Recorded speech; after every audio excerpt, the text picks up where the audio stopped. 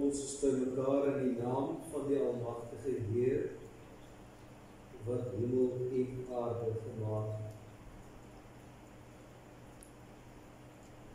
Nie aan ons, Here, nie aan ons. Aan U kom toe die lof, die eer en die heerlikheid tot in eeuwig. Genade, vrede en liefde vir julle van God ons Vader, van Jesus Christus ons Heer en van die Heilige Gees. Amen. Psalm 390, strofe 2, 3 en 4, is ook Psalm 131, strofe 2, 4 en 5. Die liefde is so onpeilbaar groot, ons sien nie om te ly nie, ons sien geen kruis, geen vloek, geen dood, en sondaars te bevry. 390 in die toe, 2, 3 en 4, 131 in die oude toe, 2, 4 en 5.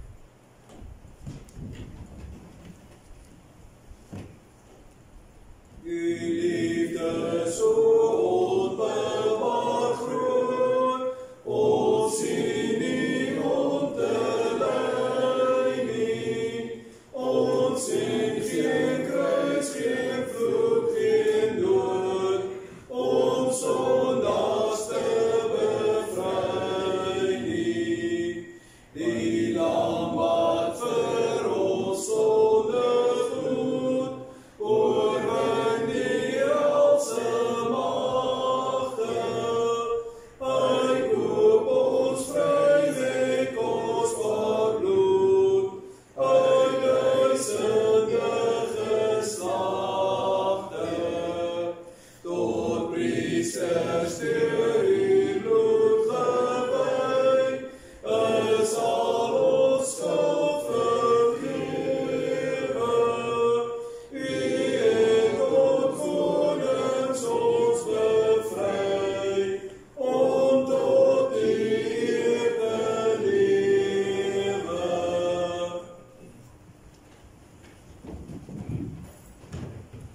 Na die wens in die gemeente Psalm 260 in die liedboek, strofe 4 en 8, dis ou Psalm 245, ook strofe 4 en 8. En na die belydenis, Psalm 245 in die liedboek, strofe 2 en 3, dis ou Psalm 230, ook strofe 2 en 3. Gemeente, waarheid ken ons sonde en ellende. Ons ken dit uit die wet van God. Luister dan nou met aandag na die wet van die Here, soos dit vir ons opgeteken is in Exodus 20. Toe het God al hierdie gebooie aangekondig. Ek is die Here jou God, wat jou uit Egipte, uit die plek van slawerny bevry het. Jy mag naas my geen ander gode hê nie. Jy mag nie vir jou beeld of enige afbeelding maak, van wat in die hemel daarbo, of op die aarde hieronder, of in die water onder die aarde is nie. Jy mag hulle nie vereer of dien, want ek, die Here jou God, eis onverdeelde trou aan my. Ek reken kinders die sondes van hulle vaders toe, selfs tot in die 3de en 4de geslag van die wat my haat, maar ek betoon my liefde tot aan die 1000ste geslag van die wat my liefhet en my gebooie gehoorsaam. Jy mag die naam van die Here jou God nie misbruik nie, want die Here sal die een wat sy naam misbruik, nie ongestraf laat bly nie. Sorg dat jy Sabbatdag heilig hou. 6 dae moet jy werk en alles doen wat jy moet. Maar die 7de dag is die Sabbat van die Here jou God. Dan mag jy geen werk doen nie. Nie jy, of jou seun, of jou dogter, of die man of vrou wat vir jou werk, of enige dier van jou, of die vreemdeling by jou nie. Die Here het in 6 dae die hemel en alles daarin gemaak, die aarde en alles daarop, die see en alles daarin.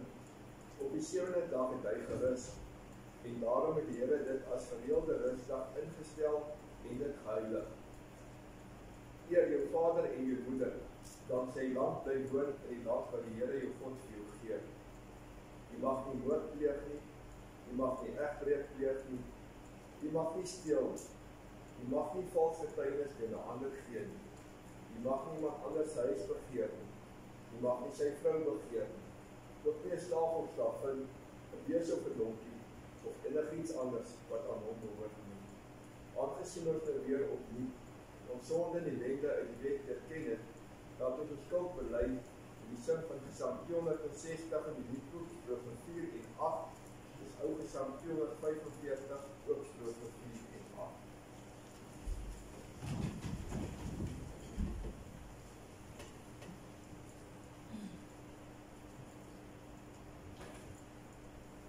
Op die derde dag het hy weer uit die dode opgestaan.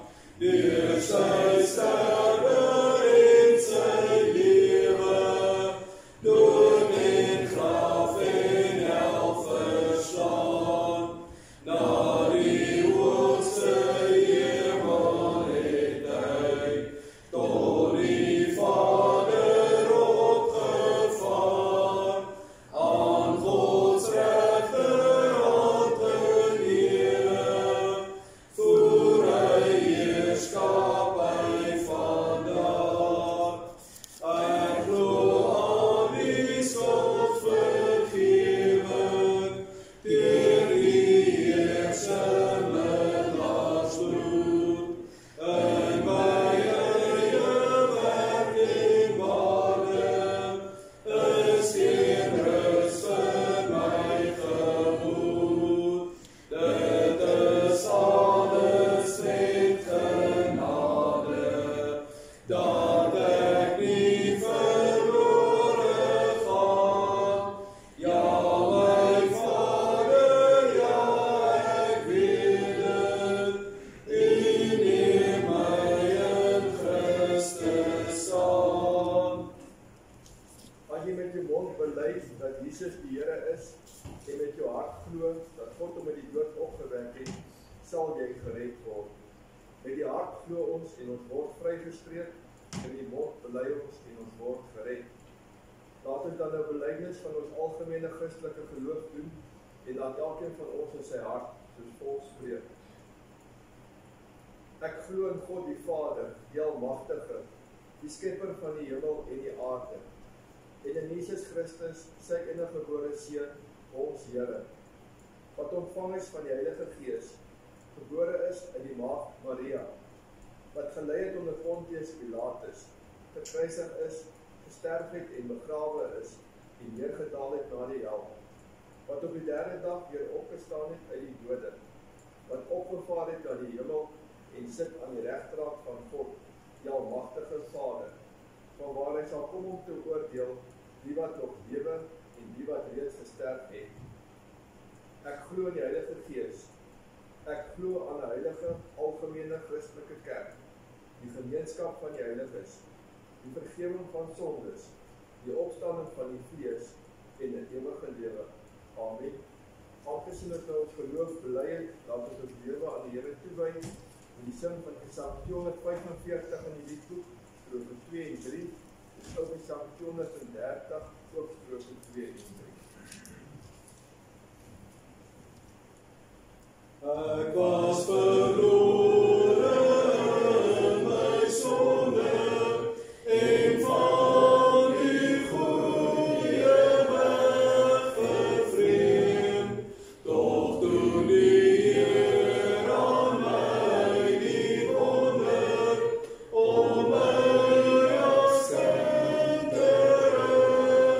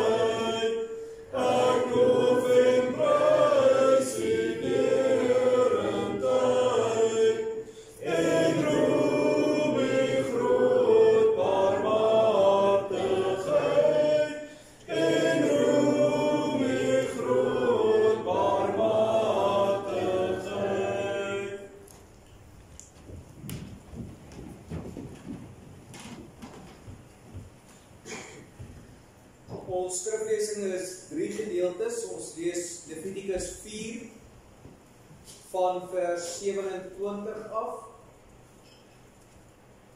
en Levitikus 17 van vers 10 af en dan Openbaring 5. Dis Levitikus 4 van vers 27 af. Dan Levitikus 17 van vers 10 af en Openbaring 5.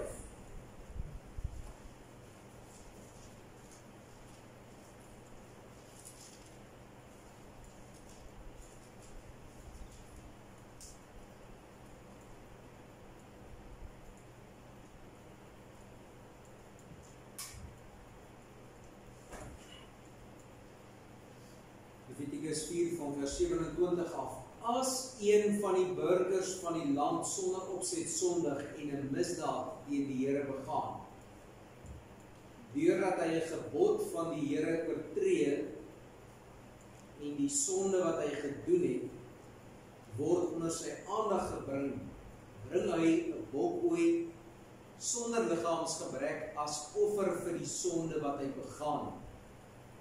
Hy sit sy hand op die offerdier se kop en slag dit op die plek waar die diere vir die brandoffer geslag word. Die priester vat dan met sy vinger van die bloed en smeer dit aan die horings van die brandofferaltaar. Die res van die bloed gooi hy alles uit teen die fondament van die altaar. Al die vet word verwyder soos in die geval van die maaltydoffer en die priester verbrand dit op die altaar. Die offer word deur die Here aanvaar, so doen die priester versoening vir die burger en word sy sonde vergewe. Dan hoofstuk 17 van vers 10 af. Elke Israeliet en elke vreemdeling by julle wat enige bloed eet, sal ek self straf. Ek sal hom van sy volksgenote afsny. Omdat die lewe van 'n dier in sy bloed is, het ek die bloed vir julle gegee om op die altaar versoening te doen vir julle lewens. Omdat bloed versoening bring deur die lewe wat daarin is, beveel ek elke Israeliet en elke vreemdeling by julle om geen bloed te eet. Elke Israeliet en elke vreemdeling by julle wat 'n rein wilde dier of voël slag, moet dit laat uitbloei en die bloed met grond toemaak. Omdat die bloed van enige dier sy lewe is, beveel ek julle Israeliete dat julle geen bloed mag eet.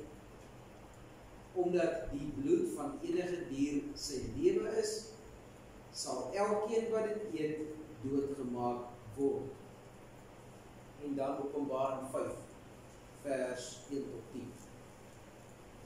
In die regterhand van hom wat op die troon sit, het ek 'n boekrol gesien wat aan die voor en die agterkant vol geskrywe was en wat met 7 seels goed verseël was. Toe het ek 'n sterk engel gesien wat met 'n harde stem uitroep: "Wie is waardig om die boek oop te maak deur die seels daarvan te breek?" Maar niemand in die hemel of op die aarde of onder die aarde was in staat om die boek oop te maak en daarin te kyk. Ek het baie gehuil, omdat daar niemand gekry is wat waardig was om die boek oop te maak en daarin te kyk nie. Toe sê een van die ouderlinge vir my: "Moenie huil, kyk, die leeu uit die stam van Juda, die afstammeling van Dawid, het die oorwinning behaal en kan die boek met die 7 seels oopmaak." Toe het ek voor die troon wat omring was deur die 4 lewende wesens, tussen die troon en die ouderlinge 'n lam sien staan, die een wat geslag is. Hy het 7 horings en 7 oë gehad. Die 7 oë is die 7 geeste van God wat oor die hele aarde uitgestuur is. Hy het gegaan en die boek ontvang uit die regterhand van hom wat op die troon sit. Tot sover lees ons uit die heilige woord. Gras verdor en blomme verwelk, maar die woord staan tot in ewigheid. Kom ons bid saam.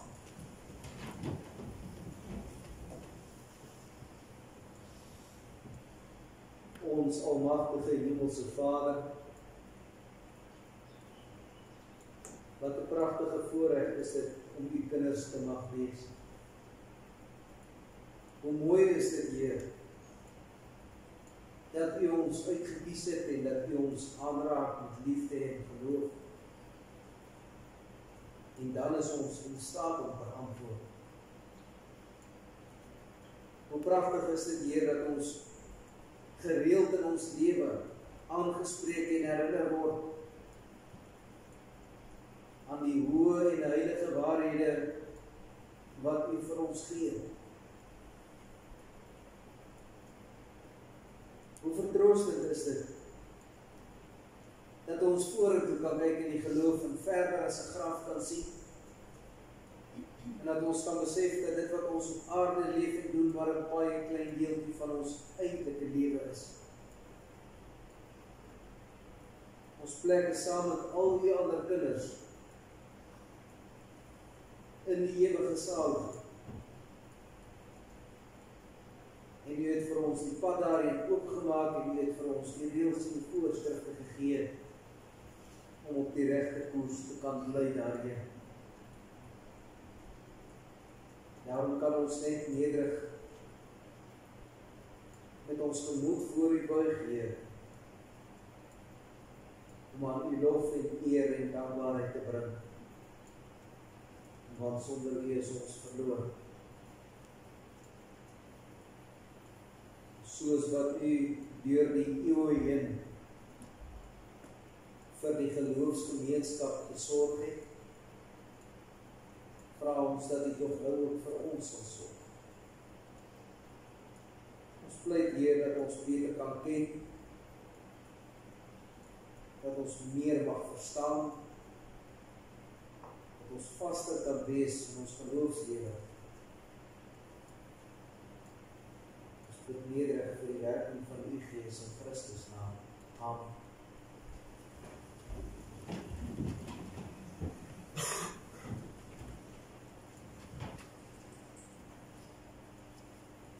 Ons in Gesang 380, strofe 1 en 2, dit is Ou Gesang 117, strofe 1 en 2.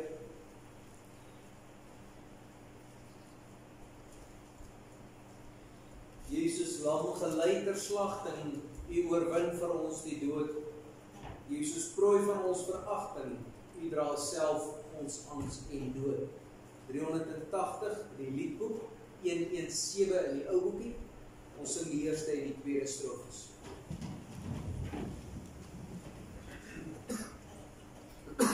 Jesus lam gelei ter slagting, u oorwin vir ons die dood. Jesus prooi van ons veragting, u dra self ons angs en dood. Drink die beker van verraad, word deur mens en God verlaat. Duisend maal, o Heer, bring ons daarvoor dank en eer. Koning tot is God geteken, met 'n riet en doringkroon, by die moordenaars gereken, met veragting, smart en loon, sodat ons mag vryspraak vra, en die kroon van eer kan dra. Duisend maal, o Heer, bring ons daarvoor dank en eer.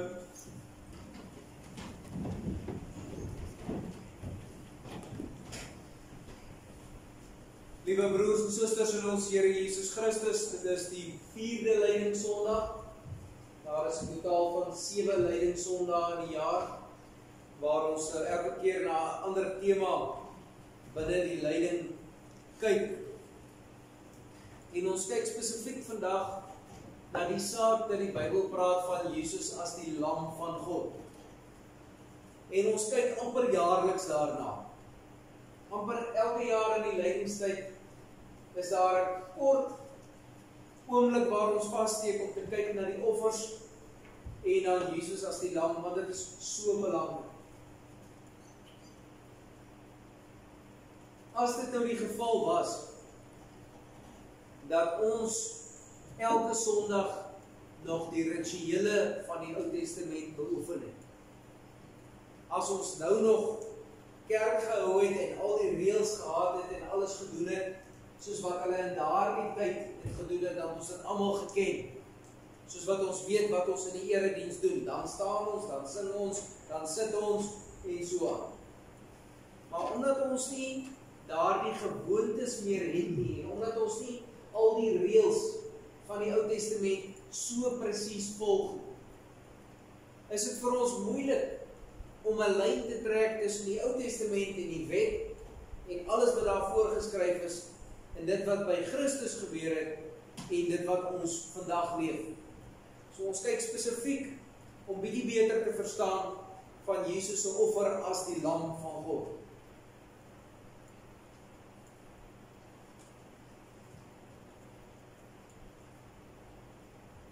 As 'n mens na die wêreld en na die volke van daardie tyd gaan kyk, dan sien ons dat daar in 'n sekere dele van hulle lewe het hulle baie ooreengestem. Ten minste uiterlik ooreengestem met Israel. Want elke volk het sy eie afgod gehad. En elke volk het 'n priester gehad. En elke volk het 'n tempel gehad. So nou moet ons mooi verstaan, hoekom het die Here dan vir Israel gaan sê, julle moet 'n tempel hê, julle moet offer, julle moet hierdie doen, julle moet daardie doen. Hoekom het God gegaan en vir hulle 'n ding gegee wat amper dieselfde lyk as dit wat by al die heidene plaasvind?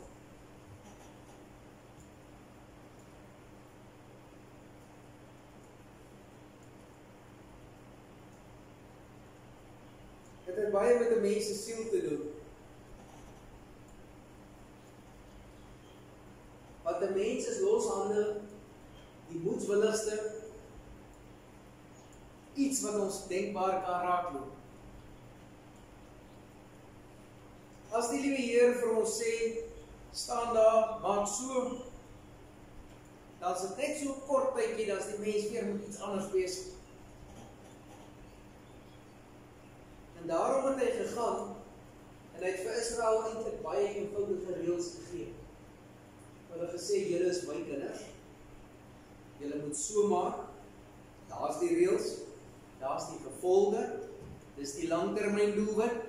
Al die dinge kan ons te pragtig in die Ou Testament gaan lees.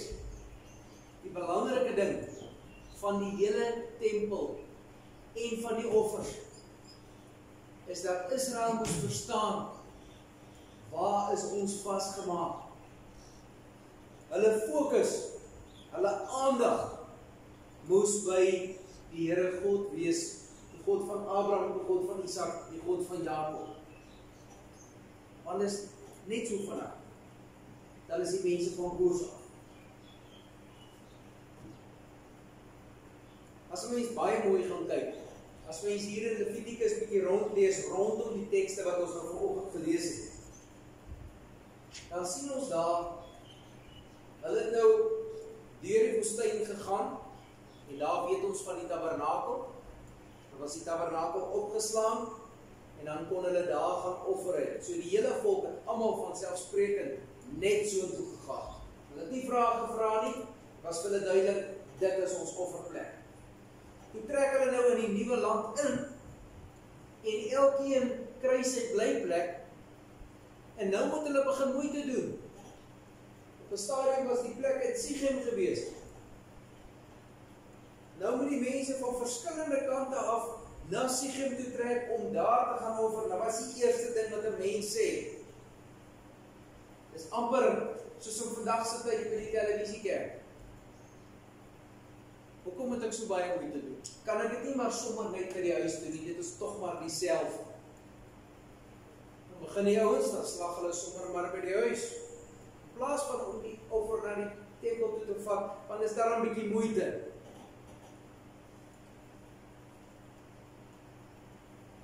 Net 'n halftree ver, dan hoor die mense, maar hierdie ouens hier oorkant, hulle doen dit so en so.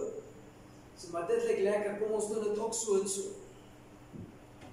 Voor hulle oë uitvee, is hulle by die afgodsofferdiens. Dit lyk dieselfde, dit maak dieselfde, dit voel dieselfde en die effekte is dieselfde en die Heer met sy heiligheid moet een kant staan, want die mense het besluit, hierdie is maar sommer baie lekker. Dis hoekom God vir hulle gesê, Israel, in Jerusalem is daar 'n tempel en jy gaan soontoe, daar's die reëls uit en verby en klaar, maak so.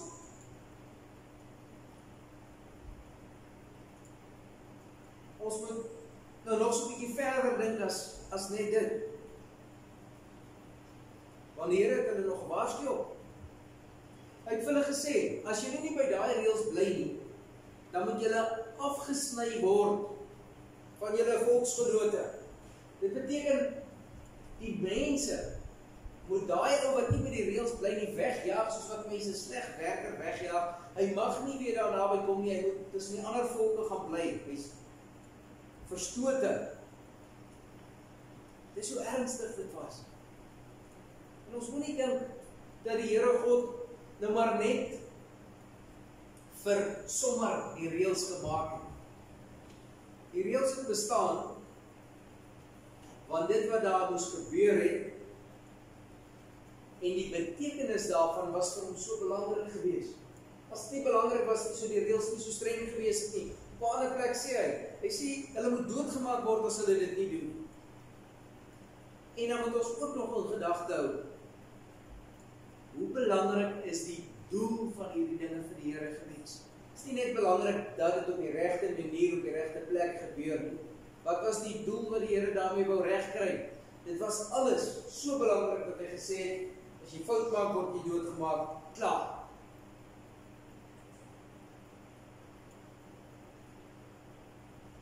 As mens gaan luister na die geloofsbelijdenis wat die Here vir Israel gegee het. Vandag praat hulle noem dit die Shema Israel. Luister Israel, jou Here is die enige Here. Jy moet hom lief hê met jou hele hart, jou hele verstand en al jou krag. As daardie ding staan, dan is dit baie duidelik. Die Here wil hê dat vir Israel moet hulle godsdiens hulle hele lewe bepaal. Want dan moet ons maar weer vir onsself lag. As 'n mens so klein kansie kry, dan vat hy hom na sy weg daarin. Enige reël is goed en gaaf, dan sê die mens ja, maar. En die oomblik as hy maar gesê het, dan is hy uit by die draad uit en weg. Hoe dit in die praktyk gelyk, hoe dit in elke dag se lewe vir die mense gelyk. Op die gemeentegroep is die lys van die 613 wette wat vir Israel gegeld het. Doen nie self 'n guns, gaan kyk hulle 'n slag deur. Ek weet nie hoe fyn het die mense gegaan en hoe fyn het hulle alles uitgewerk van dit wat mag en dit wat nie mag nie.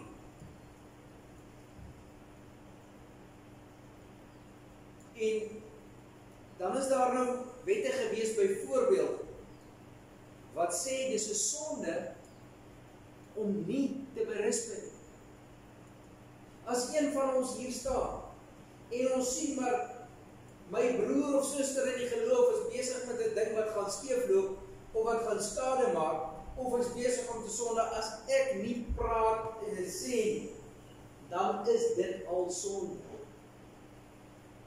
Hoor net hoe erg is dit? As jy stil bly sondig, Jy is verplig om te praat as jy sien 'n ander ou gaan skade maak of skade kry. Om te vloek is 'n sonde gewees. Dan het hulle sommige van die reëls het hulle nou heeltemal oordryf.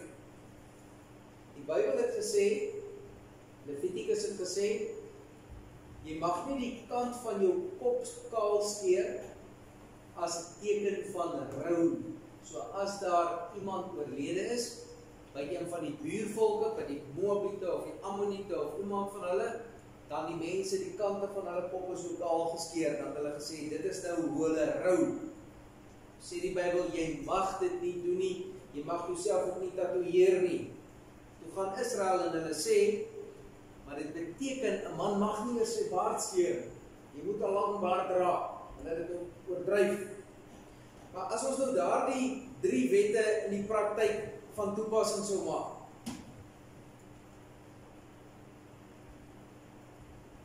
As ons nie berisp nie, dan moet jy 'n skaapooi gaan offer. Wat kos 'n skaapooi deesdae? Miskien R2000, miskien R3000, afhangende van wat 'n ma ons koop. So as ek sien dat my buurman 'n fout maak, of my broer of my suster of wie ook al, en ek bly stil daaroor, en iemand sê dit vir my, dan kos dit my in vandag se tyd argument so dalk R3000. As jy gevloek het, en iemand vang jou, dan kos dit jou R3000. Waar sou ons na die afgelope week gestaan het as ons R3000 per vloekwoord moes betaal? Jy hoor? As mens daar en dan is al 613 wette. As jy al 613 wette so by mekaar sit, dan beteken dit, jy loop net so een klein dun reguitjie deur die lewe. Want dit kos jou geld. Nou behalwe nou vir die finansiële implikasie van die ding, behalwe daarvoor, is dit toch nou vanselfsprekend dat Israel se lewe so vasgehou was. 'n Pragtige, eerbare, godvreesende lewe. Dit beteken ook, hoeveel erns het die mense, of moes die mense gemaak het met hierdie offers wat hulle moet gaan bring? As dit so 'n ernstige saak is, dan is dit mos nou nie maar net iets wat plaasvind in gaan. En as 'n mens dan nou die gedeelte van Levitikus 17 wys, wat vir hulle baie duidelik sê. Om 'n dier keel af te sny is nie maar net keel afsny. Sy lewe is in sy bloed. Mens kan sê sy siel is in sy bloed. Hoe heilig is bloed dan? Hoe belangrik is bloed vir hulle gewees? Jy kan nie met bloed mors nie, want jy mag nie met lewe mors nie. Dan mors jy met God se goed. Dan mors jy met dit wat uit en uit slegs aan die Here behoort. En as mens al daardie dinge so by mekaar sit, van die verskillende kante af, en hulle gaan dan na die offer toe, dan is dit ons nou baie duidelik, is ook meer net 'n offer nie. Ek gaan nou en ek vat letterlik 'n dier se lewe, en ek gee daardie dier se lewe in die plek van my eie lewe. En as ons dit alles by mekaar sit, dan begin ons iets verstaan van die vroomheid wat God van ou Israel verwag het, die opregtheid van die geloof.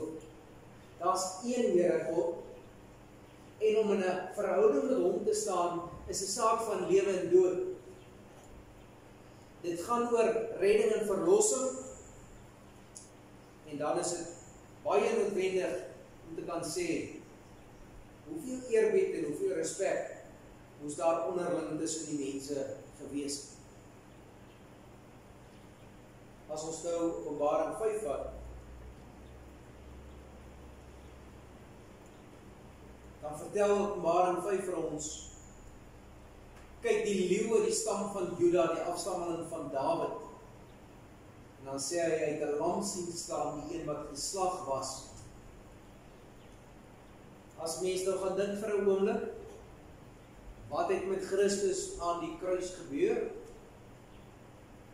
En soos wat daar parallelle was tussen die heidendom en Israel se geloof, is daar parallelle tussen die Ou Testament se offers en Christus se lewe.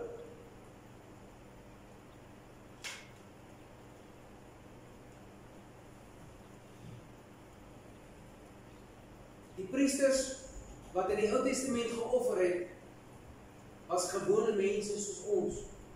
Daar's een familie gewees en hulle moes die offerwerk doen. En elke priester het vir 'n tydjie van sy lewe die werk gedoen en dan moes hy weer huis toe gaan. Dit is die Ou Testament se priester, die Nuwe Testament is Christus. Sonder mens wat vir ander geoffer het, wat diere vir ander geoffer het, 'n sondelose mens aan Christus se kant wat homself opgegee het. In die Ou Testament moes die mense redelik gereeld weer en weer gaan offer, ten minste 1 keer 'n jaar, op die groot versoendag moes hulle gaan offer. Want hulle kan nie voorbly nie. Dis tog logies. Net soos wat ons stap met 'n goeie voorneme uit die kerk uit en dit hou net so vir 'n rukkie. Die mense van die Ou Testament moes altyd weer offer. Toe Christus geoffer is, of homself laat offer het hy 1 keer volledig vir almal vir alles betaal. Die Ou Testament se offers was onvolledige offers. Die Bybel sê later, daardie offers kan nie werklik ten volle betaal het nie. Maar dit was 'n heenwysing, dit was 'n idee wat by die Israeliete moes posvat, van 'n lewe vir 'n lewe, en daardeur is redding. By die Nuwe Testament by Jesus se kant, sien ons dit baie duidelik. Hier word dit waar, dit wat daar gewys is, het hier 'n werklikheid geword. Die Israeliete moes aangesê word. Die Here moes die opdragte gee en dan het hulle dit in baie gevalle maar redelik teesinnig gedoen. Hulle wou nie so baie daarvan weet. Christus het nie 1 keer getwyfel of teruggestaan nie. Hy het presies dit kom doen wat nodig was om ons te red. As ons nou uit daardie hoek uit vir 'n oomblik stil staan en ons dink wat met die Here Jesus aan die kruis gebeur het, as ons dink aan die bloed wat opgevang is, die bloed wat uitgestort is van die Ou Testament teenoor Christus wat volmaak was in sy bloed gestort. As ons dink aan 'n lam wat doodgemaak is, aan Christus wat doodgemaak is, dan is dit tog vir ons baie duidelik dat iets van daardie ou geloofsvroomheid wat by Israel gegeld het, met hulle 613 wette, iets daarvan moet by ons ook deurslaan.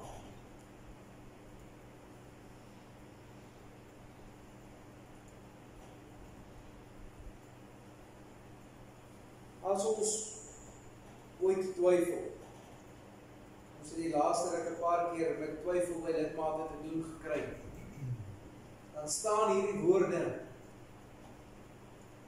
van Openbaring soos 'n paal bo water.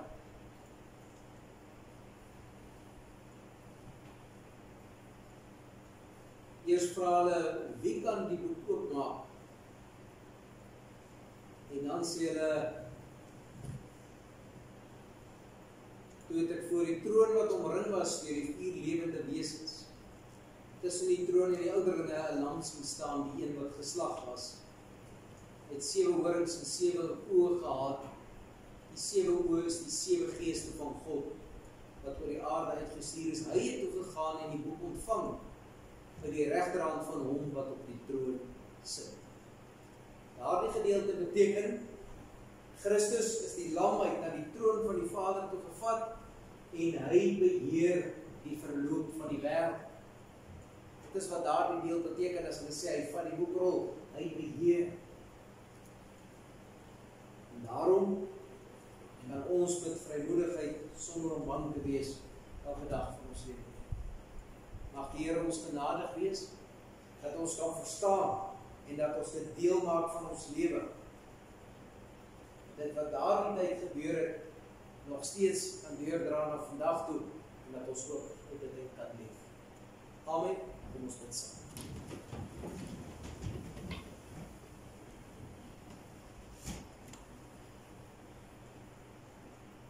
Ons almagtige Hemelse Vader,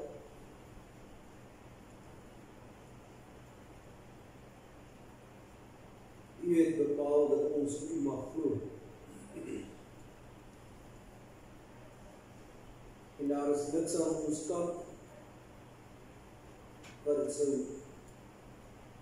kon afforceer nie. Daar is niks aan ons kant waarmee ons dit mag opeis nie. Daar is slegs liefde wat U vir ons het. En dan mag ons telkens weer hoor van U liefde wat ons red. U wat letterlik vir ons deur die dood gegaan het, sodat ons nou vandag hier saam mag bid en sing tot U eer. Dat ons hier aangeraak mag word vanuit U woord. En dat ons weer vertroos mag word deur U Heilige Gees.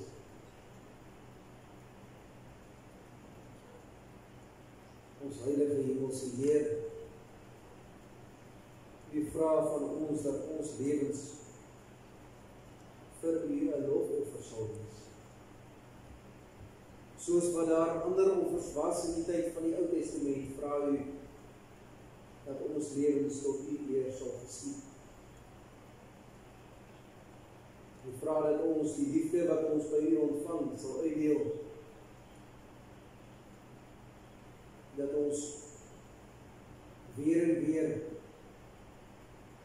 die beginsels van die woord sal volg vir elke dag van ons lewe.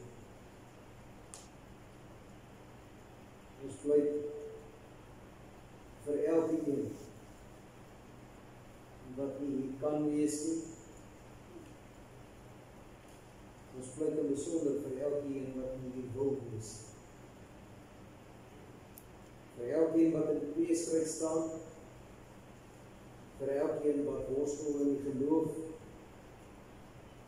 vir elkeen wat soekend is en nog nie die koers gekry het. Ons bid net so vir ons land. U weet wat werklik aangaan, U weet hoe stikkend dit eintlik is. Ons vra dat U die regte tyd 'n einde sal maak. En so bid ons vir ons as volk. En ons bid ook vir ons as kerk. Want hoe anders kan ons funksioneer as vanuit die geloof en as deel van 'n geloofsgemeenskap. Slegs by U is daar hoop en troos en redding. En daarom bring ons saam die kerk van alle eeue aan U lof en eer. Ons bid hierdie dinge in nederigheid in Christus naam. Amen.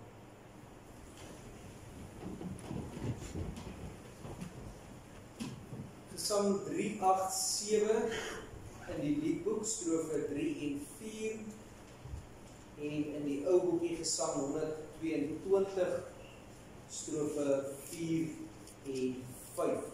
Dit is 387 in die liedboek, strofe 3 en 4, 122 in die ou boekie, die vasgenaalde hande, die spiesverwonde sy, en dan die laaste strofe, die dag, Ek dank U, Heer, van harte dat U verlosser vriend. Kom ons sing saam.